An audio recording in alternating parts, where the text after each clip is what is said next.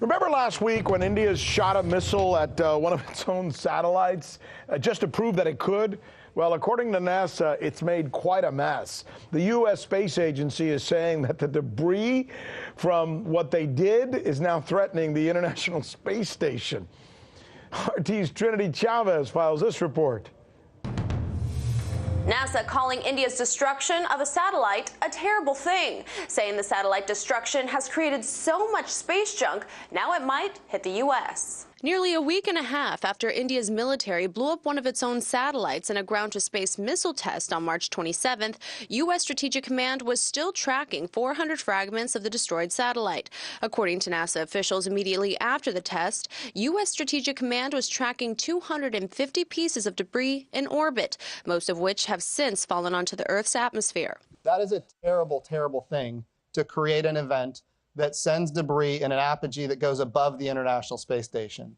And that kind of activity is not compatible with the future of human spaceflight that we need to see have happen. We are charged with commercializing low Earth orbit. With the launch of the Soviet satellite Sputnik in 1957, mankind began its journey to reach the stars. But although the first probe in space returned to Earth only after 3 short months, it kicked off a series of launches that not only inspired people from around the world, but also filled the region with large chunks of metal.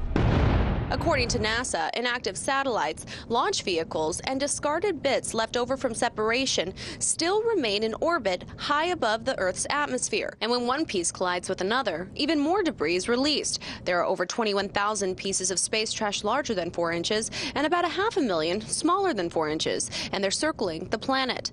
And that number is predicted to go up. But that may be changing. Airbus engineers in the UK have designed a pen-sized titanium harpoon and successfully tested it for the first time in space. It was a part of the active debris removal demonstration mission called Remove Debris. During the test, it successfully snagged the target out of orbit and released it back to the main spacecraft. Active space debris removal technologies are becoming more and more critical as the environment around the Earth becomes more and more cluttered. Experts say that in order to avoid a dangerous cascade of collisions predicted by NASA, 5 large objects from low Earth orbit would have to be removed a year. Reporting in New York, Trinity Chavez, RT. I'm Rick Sanchez. You found us on YouTube, and that's awesome. But you know what? I'm also live every night at 7 and 8 p.m. Eastern on DirecTV and Dish and cable and satellite, the RT app, and Pluto TV. I'll see you there.